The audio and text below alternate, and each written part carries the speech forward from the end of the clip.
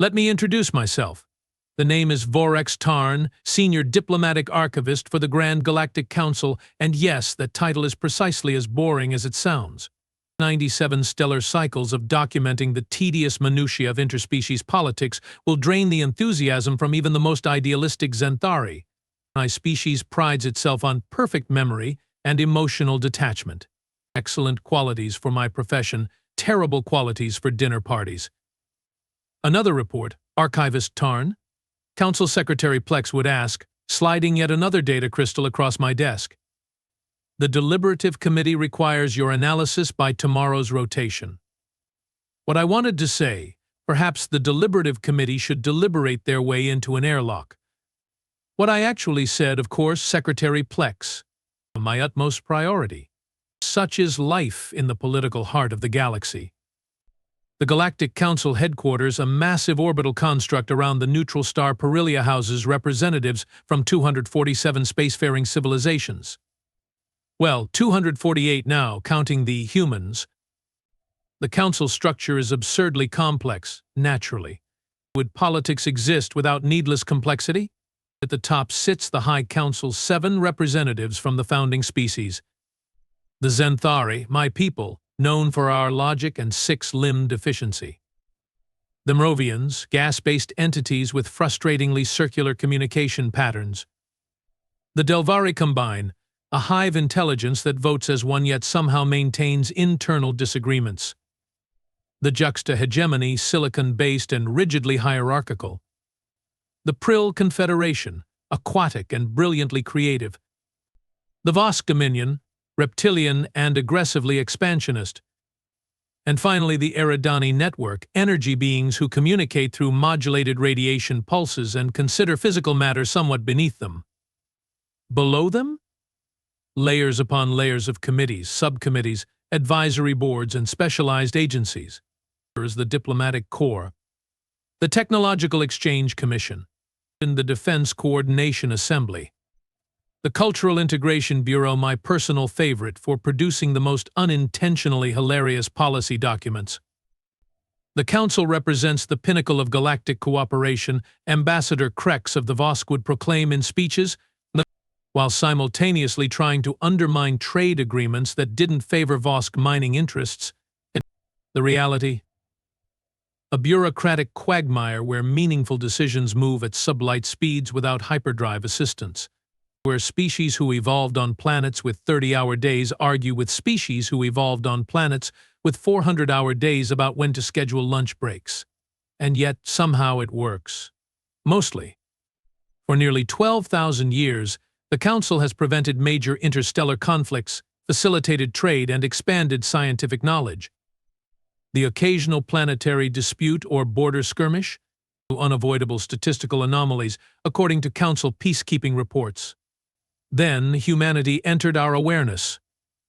I remember the exact moment. Mid-cycle council session, primary chamber. Ambassador Zella of the Prill was presenting findings on an uncharted sector near what we now know as the Orion Spur. Preliminary scans indicate a G-type star with multiple planets, she said, her voice translator bubbling through the water in her environment suit. Third planet shows artificial electromagnetic emissions consistent with pre-FTL technological civilization.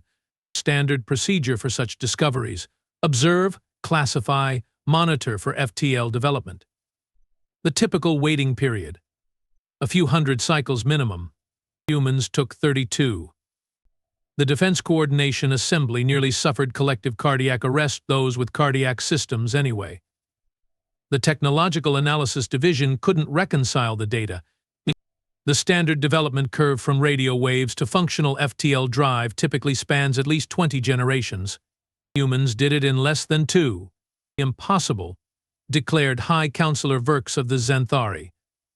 The data must be corrupted. The data wasn't corrupted.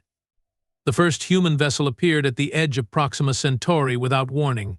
Crude by our standards, all exposed structural elements and inefficient propulsion systems, but undeniably FTL capable.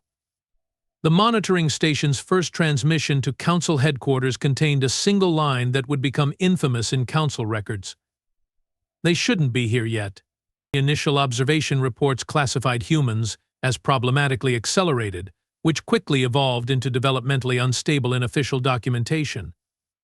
The Cultural Integration Bureau produced a 3,000-page preliminary assessment.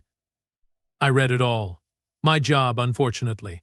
Their conclusion: humanity represents an unprecedented anomaly in technological progression patterns, suggesting fundamental instability in their developmental trajectory. Translation: for normal beings, we don't understand how they got here so quickly, and it frightens us. Little did we know, their rapid technological development was merely the first unsettling thing about humans. The real problems began at first contact. And by problems, I mean the complete dismantling of 12,000 years of galactic political certainty. For my task? Document it all for posterity. Lucky me. The Council's assessment protocol for newly discovered species requires extensive study before formal contact. The standard procedure involves centuries of passive observation. For humans? We managed 6 months before they detected our monitoring probes. 6 months. They shouldn't have found those, Assessment Director Qualo insisted during the emergency session. His dorsal spines were fully extended, a juxta-stress response. The cloaking technology is beyond their development stage. Yet they had not only found our probes but reverse-engineered components of them. The Assessment Committee's preliminary report, all 12,000 pages, landed on my desk with priority classification. Read immediately. The directive stated, security implications critical. I hadn't slept for 3 rotation cycles by the time I finished. What I read fundamentally changed my understanding of what a sapient species could be. Humans are contradictory, bafflingly, impossibly contradictory. Take their governance systems. The assessment identified 195 separate political entities on a single planet, ranging from absolute autocracies to radical direct democracies, often sharing borders. Species typically evolve toward governance uniformity before achieving spaceflight. Not humans. They maintain ideologically opposed systems in perpetual tension, somehow without constant global warfare. They fought only 2 planet-wide conflicts in their recorded history, noted behavioral analyst Zen during her presentation. Their capacity for maintaining functional diplomatic relations between incompatible systems defies predictive modeling. The Defense Coordination Assembly wasn't impressed. They maintain peace through deterrence based on planetary annihilation capabilities, General Drox of the Vosk pointed out, his scaled tail twitching with agitation. 14,000 world-ending weapons, distributed among 9 political entities. They achieved spaceflight while living under constant extinction threat from themselves. But their contradictions extend beyond politics. Humans will risk their lives to save unknown members of their species and occasionally non-sentient companion organisms they call pets. Yet they simultaneously maintain socioeconomic systems that allow millions to suffer preventable deprivation. They compose music of transcendent beauty while designing increasingly efficient killing methods. They profess universal ethical frameworks while making exceptions for in-group preference. The Psychological Analysis Subcommittee coined a new term for this behavioral pattern: compartmentalized morality. Their cognitive architecture allows simultaneous maintenance of contradictory value systems, the report explained. Humans can hold position A and nada without experiencing the psychic distress that would incapacitate most council species. My personal favorite example from the report: a human nation launched a spacecraft to study distant planets while simultaneously denying crucial medical treatment to significant portions of its population due to budget constraints. The same resources, allocated differently. The Delvare representative actually had to temporarily disconnect from their hive mind to process this information. The concept was too cognitively distressing. Then there's their emotional volatility. Council species typically evolve emotional regulation prior to advanced technology, a necessary adaptation to prevent catastrophic impulse decisions when planet-destroying weapons are available. Not humans. Their emotional baseline shifts dramatically based on biological cycles, nutritional status, social context, and inexplicable internal states. Their sleep-dependent cognition means their intelligence effectively reboots each planetary rotation. Most concerning, their capacity for rapid emotional contagion across large groups. They can transition from celebration to destructive riot based on the outcome of recreational physical competitions, noted cultural analyst Prell. Their communications networks accelerate these emotional cascades planet-wide within minutes. The Technological Development Committee provided perhaps the most disturbing data. The acceleration curve of human innovation defies all established models. From atmospheric flight to space travel, 66 years. From fission understanding to weaponization, 3 years. From basic computing to quantum processing, 80 years. Their technological innovation is driven primarily by military competition and economic advantage, the committee reported. They consistently prioritize capability over consequence assessment.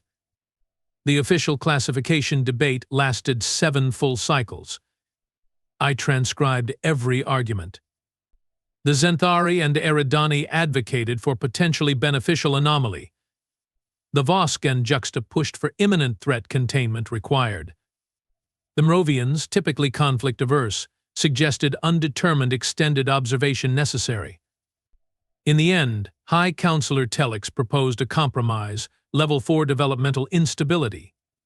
The designation passed by 1 vote. Level 4. Only 3 other species in Council history received this classification. None currently exist. The classification carries specific protocol requirements, limited technological exchange, restricted access to Council space, mandatory monitoring, and most significantly preemptive defense authorization if specific trigger conditions occur. In simple terms, the Council declared humans a provisional extinction risk. Their innovation rate combined with their emotional decision architecture and fragmented planetary governance creates unacceptable risk potential, the official declaration stated. Humanity must demonstrate stability before full Council integration. When Ambassador Jira asked what happens if humans object to these restrictions, High Counselor Telix's response sent chills through my exoskeleton. Then we implement Containment Protocol Omega-7. Translation: system-wide quarantine enforced by automated defense platforms. Any vessel attempting to leave human space would be immediately neutralized. The voting record shows I was the only Zenthari who opposed the motion. My appended statement reads, insufficient data for extinction risk classification. Recommend diplomatic engagement. They called me emotionally compromised, transferred me from analysis to archives. A polite demotion. When the human delegation arrived 3 cycles later, I watched from the archival wing as the Council prepared to explain humanity's provisional status in our galactic community. That meeting did not go as planned. The first official diplomatic mission to Earth was, to use the human expression, a complete dumpster fire. I didn't understand that phrase when Ambassador Reyes first said it. Now I consider it linguistically perfect. The Council selected their most experienced first contact team's 6 representatives from different Council species, led by Ambassador Luzak of the Prill. A logical choice, as Prill are among the most visually similar to humans, bipedal, symmetrical, with forward-facing sensory organs. Less intimidating than, say, the methane-breathing Mrovians with their constantly shifting gaseous forms. We will establish formal diplomatic relations according to Protocol 7 Delta, announced High Counselor Telix during the mission briefing. Limited cultural exchange, provisional technological assessment, and presentation of Council integration requirements. Translation: we will tell them the rules they need to follow, assess their danger level up close, and maybe trade some basic cultural trinkets if they behave. The diplomatic vessel Harmonious Discourse arrived in Earth orbit precisely on schedule. The humans provided landing coordinates for a facility in a region called Geneva, apparently one of their international diplomatic centers. First mistake. Ambassador Luzak refused the designated landing area. The protocol requires neutral ground for initial contact. She insisted over communication channels. We will select our own landing site. Protocol does indeed require this for pre-FTL civilizations that haven't demonstrated off-world capability. Humans had already established self-sufficient habitats on their moon and neighboring planet. The protocol was inappropriately applied. I know this because I wrote the report recommending protocol revision 3 cycles earlier. The report summarily ignored. Second mistake, they landed in a region called Yellowstone National Park, selected for its low population density and natural setting conducive to peaceful exchange. What the advanced team failed to properly translate was that national park meant ecologically protected area under strict usage regulations. The harmonious discourse's landing thrusters instantly vaporized 2 hectares of fragile microbiological formations called geothermal features that had been carefully preserved for over 150 Earth years. The human response was immediate. Military aircraft surrounded the diplomatic vessel within minutes, not attacking but certainly not welcoming. Third mistake, Security Officer Grax of the Vosk interpreted the military presence as aggression and activated defensive countermeasures. This disabled the electronic systems of 3 human aircraft, causing them to make emergency landings. No casualties occurred, but watching the footage, you can practically see the diplomatic opportunity evaporating like water on hot stone. Ambassador Luzak, to her credit, attempted to salvage the situation. She emerged from the vessel with formal greeting prepared, flanked by the contact team. People of Earth, she began, her translator converting her aquatic clicks into human English. The Grand Galactic Council extends greetings and welcomes humanity to the interstellar community. We come to assess your readiness for... She never finished. A human in a dark suit interrupted her. You have violated protected federal land, endangered American military personnel, and bypassed established diplomatic channels, the human said. I'm Special Agent Director Markov. This area is now under quarantine pending diplomatic resolution. Fourth mistake. Cultural attaché Zilnor attempted to explain Council protocol superiority. Your local regulations are superseded by Council First Contact Directive 5.3, which clearly establishes our authority to... Let me stop you right there. Another human interrupted, this one wearing what we later learned was a park ranger uniform. I don't care if you are from the next galaxy over. This is Yellowstone. You just destroyed Morning Glory Pool and half of the fountain paint pot formations. Those were over 10,000 years old. Some of our oldest natural treasures. Ambassador Luzak attempted to dismiss these concerns. We can provide technology to restore these features. The human response? Laughter. Actual laughter during a first contact scenario. That's not how this works, the park ranger said. You can't just replace natural formations with technology. They are valuable precisely because they are natural. The concept appeared completely foreign to Ambassador Luzak.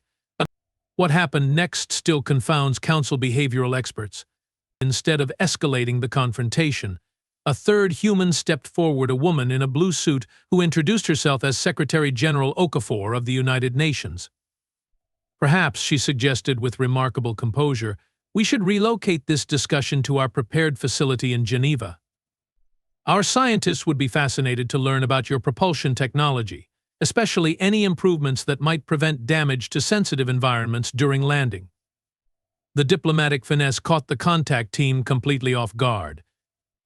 In a single statement, this human had offered a face-saving solution, implied technological exchange, and delivered a subtle reprimand. Ambassador Luzak's environment suit actually bubbled with confusion. The mission ultimately relocated to Geneva, but the damage was done. The Council representatives, following their inflexible protocols, presented humanity with the Level 4 classification requirements, limited expansion, technological development restrictions, and mandatory oversight. Secretary General Okafor's response was unexpected and eventually became legendary in Council archives. With respect, Ambassador, your Council seems to have mistaken first contact for colonization. Earth is not applying for membership in your organization. We are announcing our presence. The distinction matters greatly to us. When Ambassador Luzak attempted to explain the non-negotiable nature of Council requirements, Okafor simply stood. This meeting is adjourned. You have 48 hours to remove your vessel from Earth orbit. Further diplomatic contact will occur at a neutral location, with equal status protocols. We look forward to productive relations with the Galactic Council as an independent spacefaring civilization. They walked out. All of them. I watched the recorded feed from my archive station with my mandibles practically on the floor. No newly contacted species had ever simply rejected Council authority. The diplomatic team returned to Perilia Station in disarray. Emergency Council sessions continued for 15 cycles. The humans, meanwhile, accelerated their spacefaring development program with alarming speed. The tension between humanity and the Council began as a diplomatic embarrassment. It would soon evolve into something far more consequential for the entire galaxy. 23 cycles after the diplomatic disaster, I was cataloging trade dispute resolutions between the Vosk and Delvari, mind-numbing work, even by archival standards, when emergency alerts activated throughout Perilia Station. All non-essential personnel evacuate to designated safe zones, the automated system announced. A High Council emergency session commencing in primary chamber. In my 97 cycles of service, I had witnessed exactly 2 emergency sessions. Both involved minor territorial disputes that escalated to military posturing. Nothing that warranted station-wide alerts. I should have followed evacuation protocols. Instead, I accessed the emergency feed from my terminal. Archival privilege has occasional benefits. High Councilor Telex looked genuinely disturbed, remarkable for a Zenthari. Our species prides itself on emotional control. The monitoring station at Proxima Centauri has gone silent, he announced without preamble. Last transmission indicated unknown vessels entering the system. Visual data shows non-council configuration. The chamber erupted in overlapping vocalizations. Councilor Vrex of the Merovians pulsed rapidly between colors, their equivalent of shouting. Proxima is near the human system. They must be responsible. Ambassador Jira of the Eridani flared with energy. Illogical conclusion. Humans lack fleet capacity for significant military action. Sensor readings indicate technology beyond human development stage. The debate continued for hours. Meanwhile, 3 more monitoring stations went dark, all in proximity to Proxima Centauri. We face an unknown adversary of significant capability, Defense Coordinator Trawl finally concluded. Recommendation: deploy the Combined Defense Fleet to establish containment perimeter. The Combined Defense Fleet, the Council's primary military force, consisted of vessels from all member species, designed for cooperative response to external threats. In theory, impressive. In practice, they had conducted exactly 2 live-fire exercises in the past 50 cycles. The vote was unanimous. The fleet deployed immediately. I watched subsequent events unfold through classified transmissions. The narrative was clear. Something terrible had emerged near human space. Something that disabled Council outposts with frightening efficiency. Containment fleet reports contact with unknown vessels, announced General Drox 3 cycles later. Configuration matches nothing in our databases. No response to communication attempts. The visual feed showed objects that defied conventional design principles, asymmetrical constructs of dark material that absorbed rather than reflected sensor scans. Dozens of them, moving with unsettling coordination. First contact protocols dictate extensive communication attempts before military engagement. General Drox followed procedure perfectly. The unknown entities did not. They struck without warning. 6 Council vessels disabled in under 3 minutes. No weapons fire detected. The ships simply stopped functioning. Energy-drained technology, Technical Advisor Quill reported. They are extracting power directly from our propulsion systems. The remaining fleet vessels retreated. Strategic withdrawal, according to official reports. Panicked flight, according to encrypted communications I probably shouldn't have accessed. 7 more cycles of increasingly desperate Council sessions followed. 3 more monitoring stations went silent. 2 minor colony worlds in adjacent sectors reported communication disruption. The unknown entities, now designated void entities, Official documentation continued their inexorable advance toward Council core systems. The Defense Coordination Assembly proposed a second fleet deployment with modified shielding. The Resource Allocation Committee debated emergency funding. The Evacuation Planning Subcommittee began calculating population transfer logistics. In short, bureaucracy continued while worlds went dark. Then a transmission arrived from an unexpected source. Earth? Yeah. I was present in the communications center when it came through. A human in a dark uniform, identified as Admiral Lucia Reyes, United Earth Defense Force. We have been monitoring the situation in Proxima and adjacent sectors, she stated without diplomatic preamble.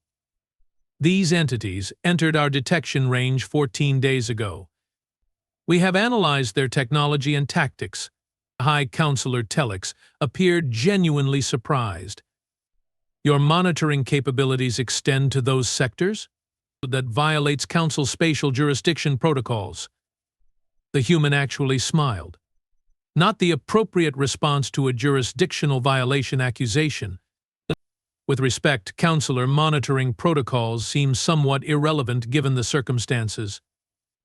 We have identified the entities as automated resource harvesters, what you might call von Neumann machines.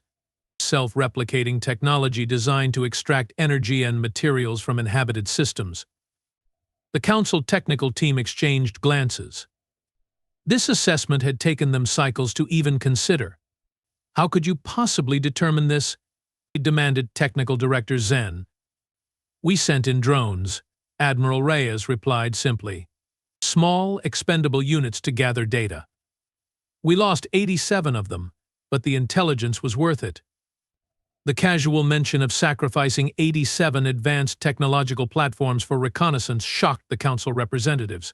Such resources would require committee approval for expenditure. The harvesters target high-energy systems first, she continued. Your ship's antimatter containment signatures basically ring the dinner bell.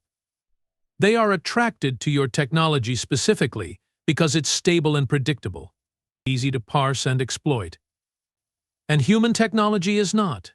Asked Ambassador Luzak, who had been suspiciously quiet. Admiral Reyes smiled again. We have found that sometimes being a little unstable has tactical advantages. The reference to our classification of humanity was not subtle. We have developed countermeasures, she continued. Our ships are already engaging harvester elements near Alpha Centauri. We have had some success with randomized energy signatures and quantum fluctuation defenses. The Council representatives stared in stunned silence. Humans, classified as developmentally unstable, were actively fighting a threat that had effortlessly disabled our most advanced vessels. You initiated military engagement without Council authorization. General Drox finally sputtered. This violates nothing, Admiral Reyes interrupted. We are defending our sovereign territory and nearby space. We are transmitting technical specifications for our countermeasures. Implement them immediately if you want to save your outlying systems. She leaned forward, her expression hardening. We will hold the line at Alpha Centauri as long as possible. Your fleet has approximately 72 hours to implement our modifications and establish a secondary defense perimeter. After that, we can't guarantee containment. The transmission ended before anyone could respond. I have never seen the Council move so quickly. The technical teams immediately began analyzing the human countermeasure specifications. The defense fleet was recalled for emergency modifications. Resource allocation debates were suspended. 3 cycles later, when the first modified Council vessels joined human ships at the Alpha Centauri defense line, they found something completely unexpected: the successful holding action. The human vessels, smaller, more numerous, and wildly inconsistent in design, were effectively harassing the void entities, preventing their advance using tactics that defied conventional strategic doctrine.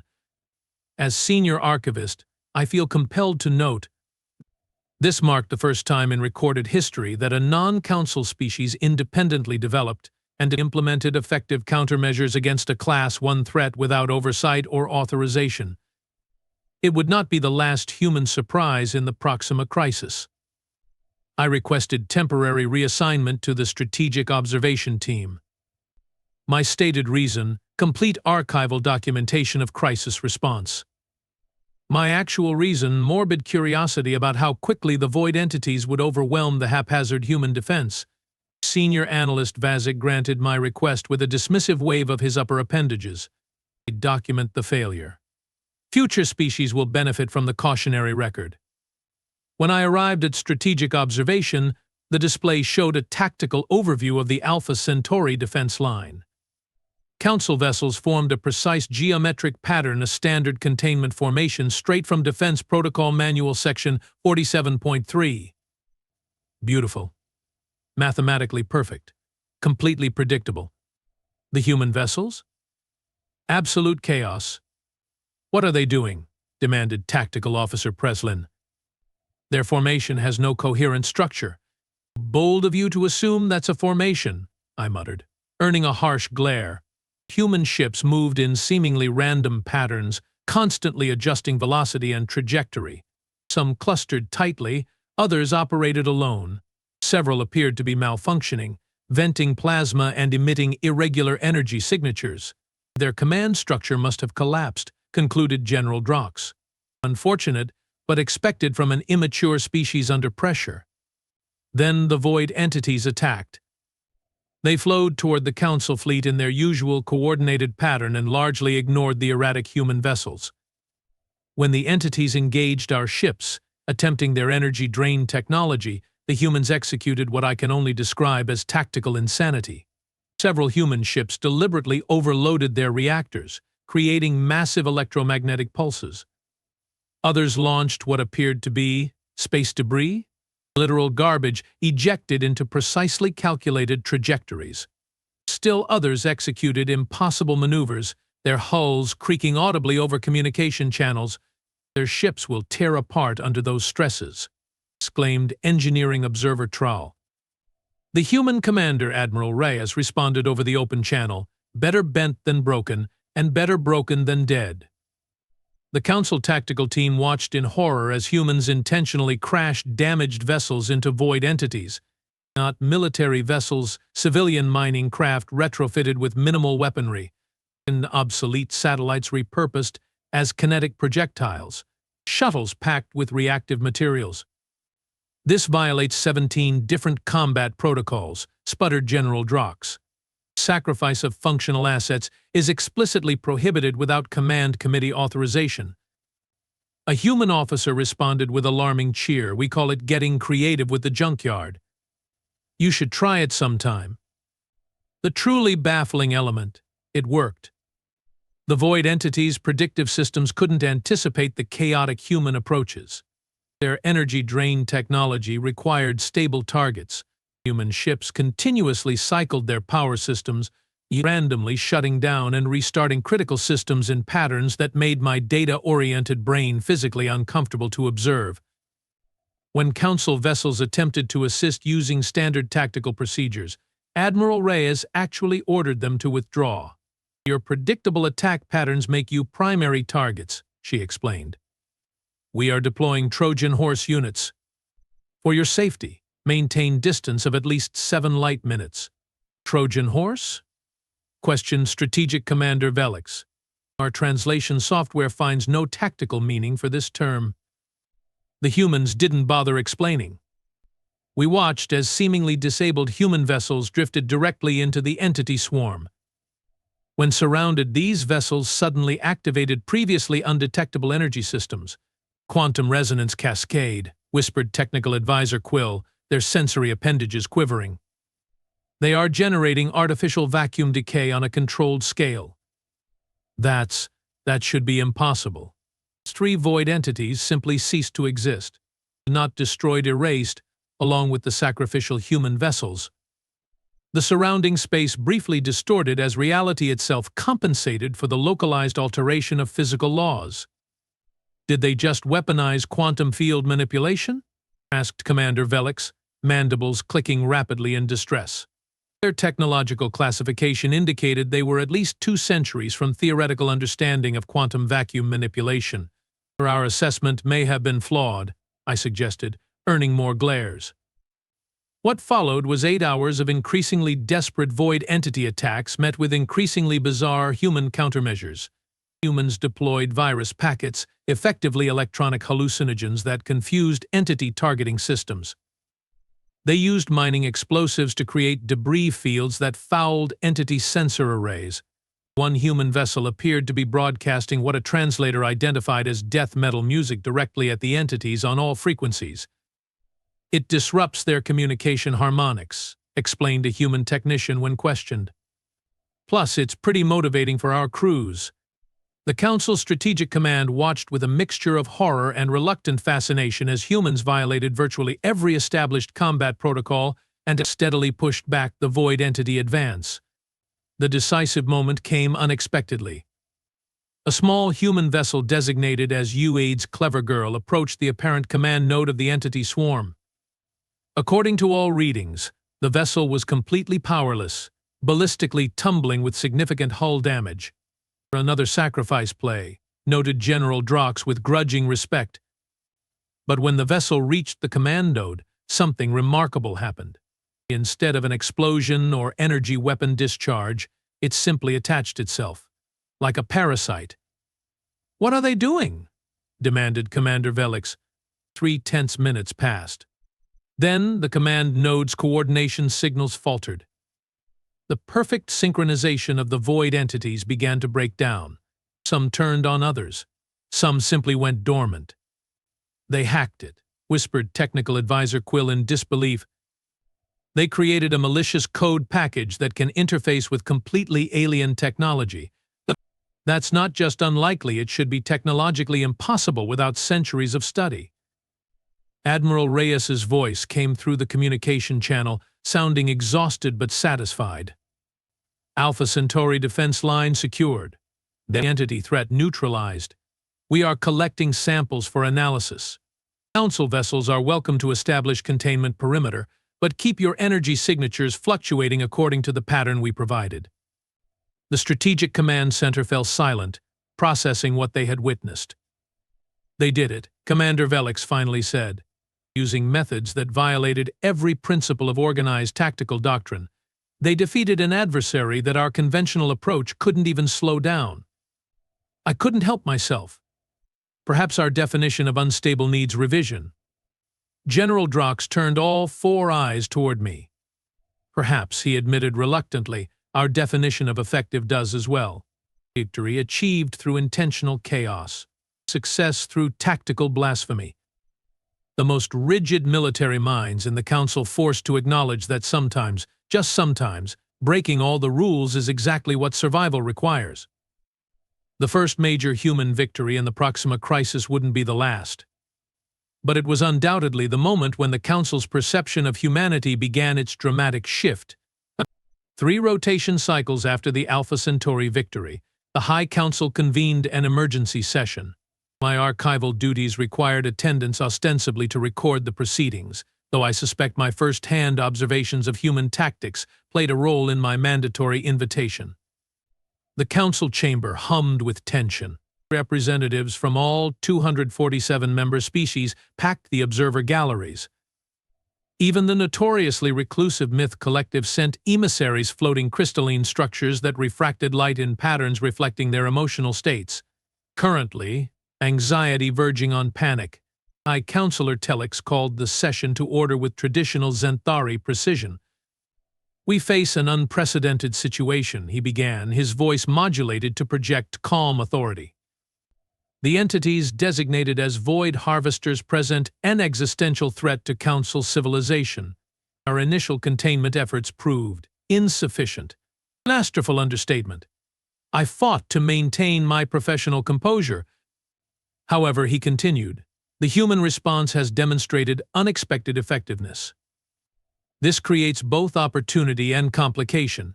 Ambassador Krex of the Vosk Dominion rose immediately, his scaled skin flushed with the orange hue of aggressive territorial display. "Let's speak plainly," he hissed. "Humans have violated Council defensive jurisdiction. They deployed prohibited quantum manipulation technology. They hacked alien systems without oversight. Each action represents a severe protocol breach. Murmurs of agreement rippled through the chamber, particularly from the Vosk allies, primarily resource-dependent species who benefited from Vosk protection. Ambassador Jira of the Eridani network pulsed with blue-white energy, their equivalent of a dismissive gesture. Protocol prioritization during existential threat seems misaligned. They communicated. Effectiveness metrics supersede procedural compliance in crisis scenarios. Translation: who cares about rules when we are all about to die? The chamber divided rapidly into clear factions. The security bloc, led by the Vosken Juxta, argued for quarantining human forces while adapting their techniques for council use. The pragmatic coalition, primarily Eridani, Prill, and their allies, advocated for direct integration of human forces into council defense operations. The debate grew heated. Ambassador Krex accused the pragmatists of sacrificing long-term security for short-term survival. Ambassador Zella of the Prill retorted that extinction renders security concerns irrelevant. Defense Coordinator Troll attempted mediation with a technical presentation on void entity capabilities. Analysis confirms these harvesters specifically target stable, predictable energy systems. Our standardized technology presents optimal harvesting efficiency for their consumption patterns. Human technological inconsistency creates targeting difficulties for entity swarms. General Drox interrupted with characteristic Vosk bluntness. So you are suggesting our technological superiority is actually a liability? That their primitive, haphazard approach is somehow advantageous? The evidence supports this conclusion, replied Coordinator Troll, visibly uncomfortable. Cultural Integration Director Mala, a Delvari hive mind representative, joined the discussion. We face a philosophical inflection point. They buzzed collectively. The Council civilization is built on stability, predictability, and standardization. We have prioritized security through uniformity. The void entities exploit precisely these characteristics. Economic Council Representative Zilv of the Juxta hegemony chittered anxiously. If we embrace human chaos as a defensive strategy, what happens to our regulatory frameworks? Our technological standards? Our entire economic model relies on predictable development patterns. Ambassador Jira pulsed impatiently. Theoretical economic disruption seems preferable to confirmed extinction. The debate continued for 17 exhausting hours. I recorded every word, every faction shift, every procedural maneuver. 3 times the security bloc attempted to adjourn without resolution. Twice the pragmatic coalition proposed emergency powers to bypass council protocols. Through it all, the human representatives Admiral Reyes and a diplomatic officer named Tenzin sat silently in the observer section, their expressions unreadable. Finally, High Counselor Telix called for order. We have received intelligence that 3 additional void entity swarms have been detected moving toward council space, he announced grimly. Projected arrival, 14 cycles. Our existing defensive measures will not suffice. The chamber fell silent.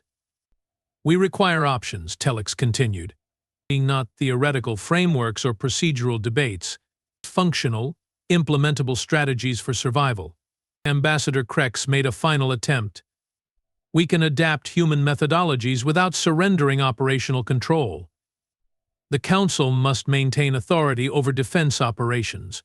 Admiral Reyes finally spoke, her voice cutting through the chamber with remarkable clarity for a non-amplified human.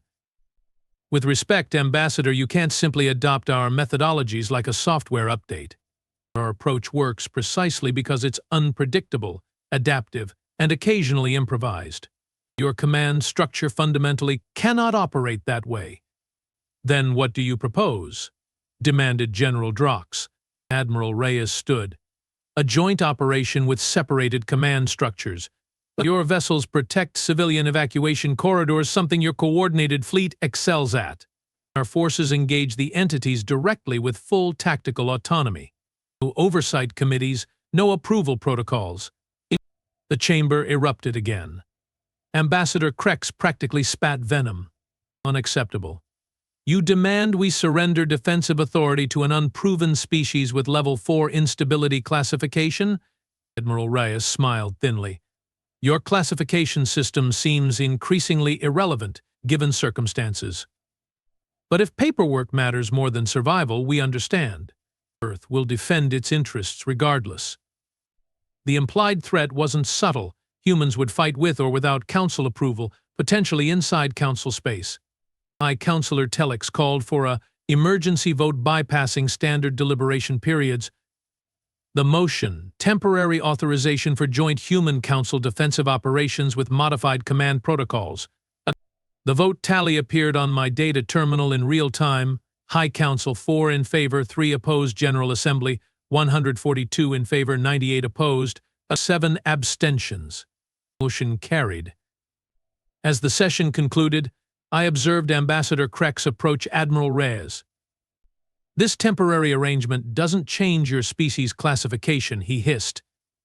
When this crisis ends, the natural order will resume. Admiral Reyes nodded politely. Of course, Ambassador. We look forward to discussing that classification when the time comes. As they left, I heard Diplomatic Officer Tenzin murmur to Reyes, "They really don't understand what's happening, do they?" "They will," Reyes replied. "Reality is an excellent teacher." I completed my archival record with a personal notation, visible only to future archivists. Today marked the effective end of unchallenged council authority in galactic affairs. Most representatives haven't realized it yet. The void entities were coming, and humanity's chaotic, protocol-breaking approach was now officially part of our defense strategy. The council had reluctantly opened the door to human involvement. They would soon discover just how wide that door would become. 8 cycles after the emergency session, the largest void entity swarm yet detected entered the Thalaxian system, home to 4 inhabited worlds and 17 orbital habitats housing approximately 12 billion sentients. The primary evacuation was still underway when our sensor arrays detected the swarm's arrival. I shouldn't have been there. Archivists don't belong in active combat zones. But Admiral Reyes had specifically requested my presence on the command vessel Indomitable Reason, a Xanthari dreadnought serving as the Joint Operations Coordination Hub. Your historical perspective may prove valuable, she explained when I questioned the assignment. Her actual meaning became clear later. She wanted a witness with perfect recall and unimpeachable credibility. The Thalaxian System Defense Force consisted of 347 council vessels arranged in standard defensive configurations, plus 189 human ships in their typically chaotic patterns. The human vessels were smaller, more numerous, and distressingly varied in design, from sleek military craft to retrofitted cargo haulers bristling with hastily attached weaponry.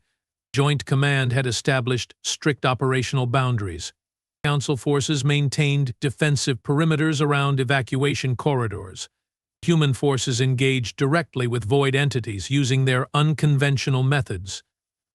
The arrangement functioned smoothly for approximately 16 minutes. Entity swarm altering approach vector, announced Sensor Officer Dren. They are bypassing human engagement zones and accelerating directly toward Thalaxia Prime. Population 4.3 billion, evacuation only 27% complete. General Drox snarled in frustration. They are adapting to our deployment pattern. Tactical, reconfigure defensive grid to intercept. The Council fleet began its precisely coordinated maneuver to reposition a beautifully synchronized dance of capital ships and support craft. Mathematically perfect, tactically predictable. Don't do it, Admiral Reyes warned. They are baiting you into a standard containment response. That's exactly what they want. General Drox bristled. We cannot allow them to reach Thalaxia Prime. Billions will die. Then let us handle it, Reyes countered. Your formation movements are broadcasting your intentions. They are learning. There's no time. They will reach the planet before your vessels can reposition. The argument became irrelevant as 3 previously undetected void entity clusters emerged from Thalaxia's asteroid belt, directly behind the repositioning Council fleet. A classic pincer movement. It's a trap, I whispered, earning sharp glares from the Xanthari officers nearby. What followed was tactical disaster. Council vessels caught between converging entity swarms found their energy systems compromised within minutes. Antimatter containment failures cascaded through the fleet. Emergency protocols initiated precisely as designed, exactly as the entities anticipated. "We are losing the 7th Defense Wing," reported Tactical Officer Krav, his voice tight with controlled panic.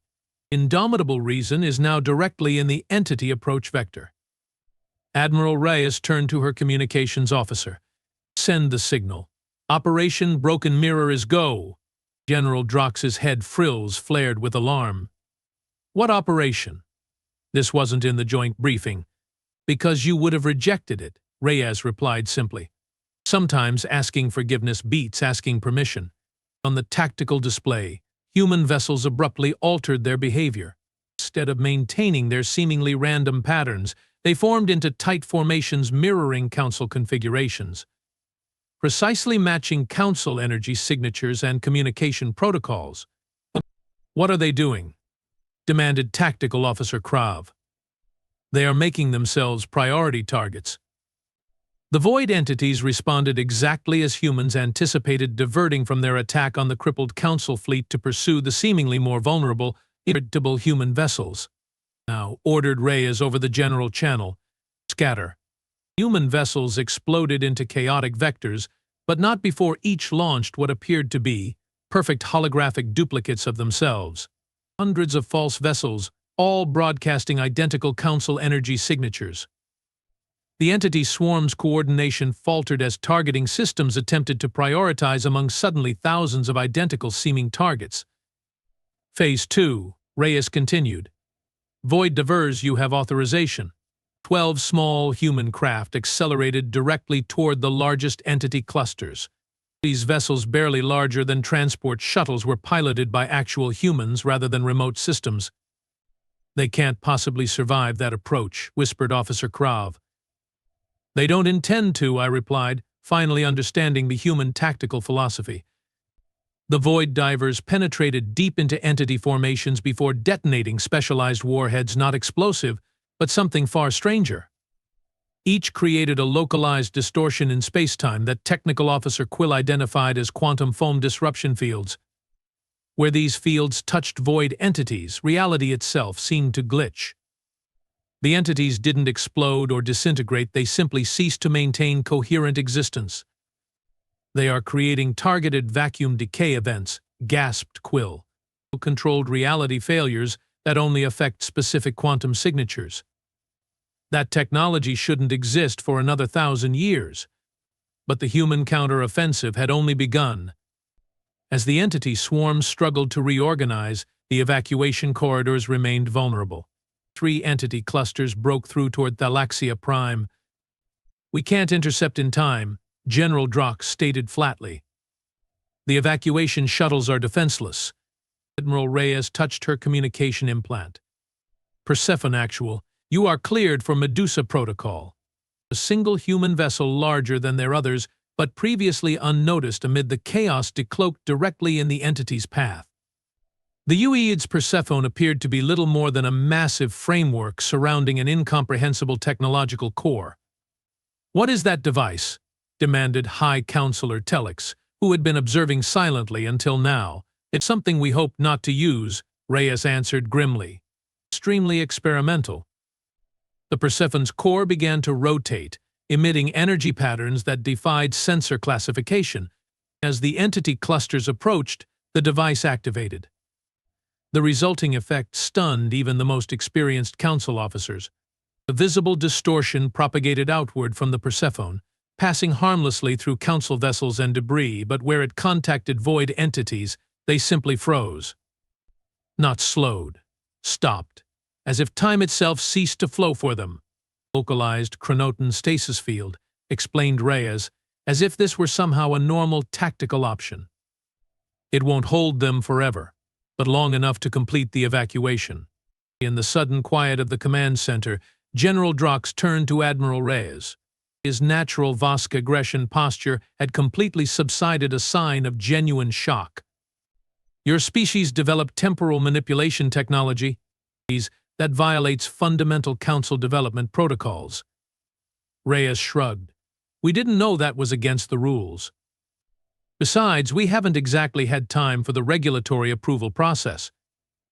The battle's final phase unfolded as human vessels systematically neutralized the immobilized entities, not with conventional weapons, but with devices that Technical Officer Quill described as quantum entanglement scramblers, a technology that somehow severed the connection between the entities and their underlying reality. When the last entity cluster dissipated, the command center fell silent. 12 billion lives saved. The Council fleet, despite heavy losses, mostly intact. General Drox approached Admiral Reyes slowly, deliberately. The command center staff tensed, uncertain of his intentions. Vosk were known for aggressive responses to perceived dominance challenges. Instead, he extended his primary limb in the universal gesture of warrior respect. And the Thalaxian system and its people endure because of human intervention, he stated formally. The Council Defense Force acknowledges this debt. Reyes clasped his scaled appendage without hesitation. We fight together or we fall separately, General. Today was just the beginning. As they coordinated recovery operations, I noted a subtle but profound shift in the command center dynamics. Council officers no longer directed questions exclusively to their chain of command. Human tactical advisors found themselves consulted on priority decisions. General Drox himself requested human input on entity containment procedures. Most telling was a brief exchange I observed between a junior Zenthari officer and a human tactical coordinator named Commander Rivera. "What's your assessment of the entity debris field, sir?" the Zenthari asked. "Sir, not human, not commander, but sir, the universal honorific of earned respect." The human didn't react to the significance of this linguistic shift, but I documented it carefully in my archival notes. In that simple three-letter word, 12,000 years of council superiority began to crumble. The tide had turned not just in the battle against the void entities, but in the fundamental relationship between humanity and the galactic community. 47 cycles after the Battle of Thalaxia, I found myself documenting a council session that would have been unimaginable before the Proxima crisis. The agenda, formal revision of humanity's classification and status within galactic governance. The council chamber had been reconfigured. Gone was the traditional hierarchical arrangement that placed founding species representatives on elevated platforms. The new circular design placed all delegates at equal height, a symbolic change with profound implications. The Reformation Committee proposes reclassification of humanity from Level 4 developmental instability to emergent adaptive civilization, announced Councillor Zella of the Prill. Additionally, we propose Earth's admission to the Council with provisional founding status. Ambassador Krex of the Vosk, once humanity's most vocal critic, shifted uncomfortably. His species had lost 3 colony worlds to the void entities before human intervention turned the tide. The Vosk Dominion now owed its continued existence to a species they had advocated containing. The Vosk Dominion acknowledges humanity's contributions during the recent crisis, he stated carefully. However, founding status has historically required millennia of stable governance. Humanity has existed as a unified political entity for less than one standard cycle. Admiral Reyes, now officially Ambassador Reyes, smiled that unsettling human smile. With respect, Ambassador, perhaps longevity is an imperfect metric for governance quality. The Void Crisis demonstrated rather conclusively that adaptation trumps tradition when faced with novel threats. The chamber hummed with murmured conversations.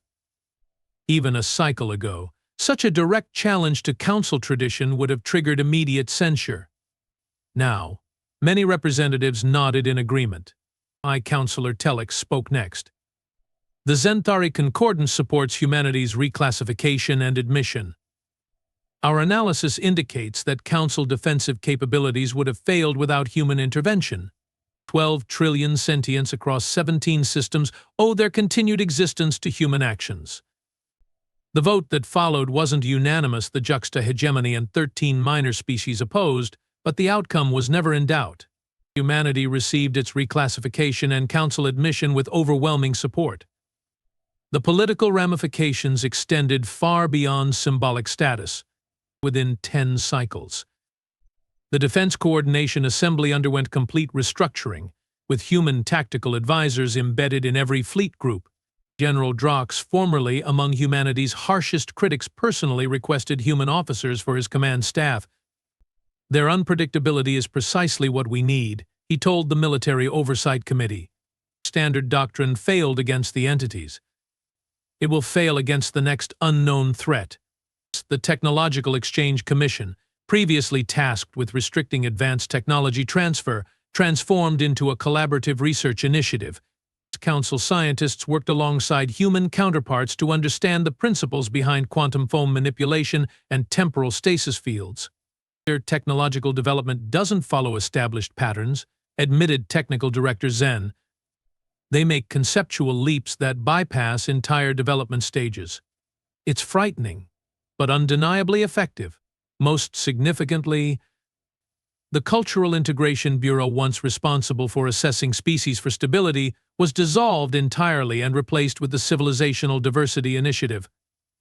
Its founding charter included a phrase that would have been heretical before the crisis: divergent evolutionary paths produce complementary adaptations that strengthen collective resilience. I documented each change meticulously, noting the subtle shift in terminology throughout council records. Where human behavior was once described as erratic, unpredictable, and concerning, new assessments used terms like adaptive, innovative, and complementary. During a resource allocation debate, I witnessed Ambassador Krex still uncomfortable with humanity's elevated status challenge a proposed joint defense initiative. These expenditures are unprecedented, he objected. The human approach to resource management lacks proper oversight protocols. Admiral Okafor, humanity's newly appointed defense liaison, responded with characteristic directness. Our approach saved your homeworld, Ambassador. Perhaps your oversight protocols could use some human unpredictability. The chamber fell silent, anticipating the famous Voss Kemper. Instead, Ambassador Krex performed the formal neck dip of concession. Your assessment has merit, sir. The Vosk Dominion withdraws its objection. Sir, from a Vosk to a human. The same Vosk who had once advocated for humanity's containment now deferred to human judgment on defense matters. As senior archivist, I'm required to maintain objective documentation. My personal reflections are relegated to supplementary notes, accessible only to future archivists. But perhaps sharing one such reflection is appropriate. Humanity's defining characteristic isn't their unpredictability or technological innovation, though both are remarkable. It's their capacity to embrace contradiction. They thrive in the space between order and chaos, between tradition and revolution. Our council species sought perfect stability. Humans recognize that adaptation requires controlled instability. They deliberately maintain internal tensions that most species work desperately to resolve. Most profoundly, they transformed the Council itself from a stability-enforcing entity to an adaptive one. In saving us from external extinction, they have rescued us from internal stagnation. Their instability wasn't a flaw, it was exactly what a 12,000-year-old bureaucracy needed to evolve. Yesterday, I observed a planning session for the new defensive perimeter being established in the Proxima sector. A Zenthari strategic commander, one who had previously dismissed humans as developmentally immature, turned to a human tactical advisor with a complex deployment question. "What's your assessment, sir?" he asked, with no trace of irony or reluctance. The human didn't react to the title. They are oddly unconscious of the profound shift it represents, how completely they have transformed their place in galactic society. But I notice, I document, I archive. The Council once called humanity unstable.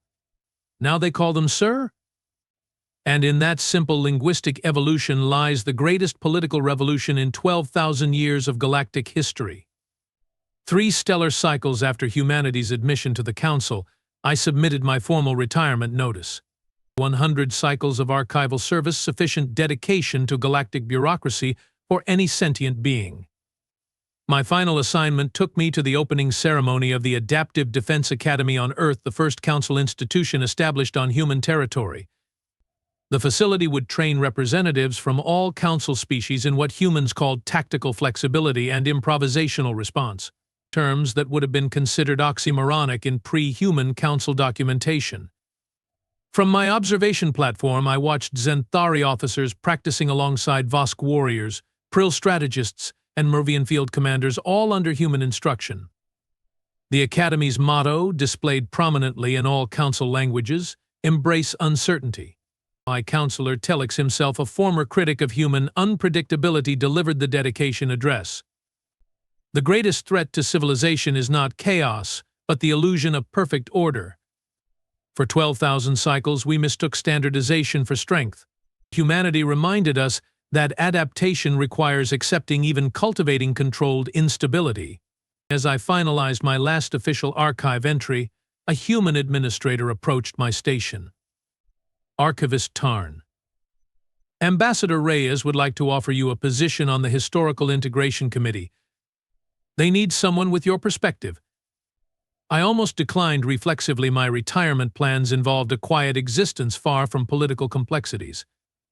Then I considered the irony. A Zenthari known for perfect recall and emotional detachment asked to provide perspective. Perhaps humanity's delightful contradictions were contagious. I would be honored, I replied. The ultimate irony? The council species that once classified humanity as dangerously unstable now frantically work to become more like them. Sometimes the greatest stability comes from embracing instability, a contradiction worthy of humanity itself.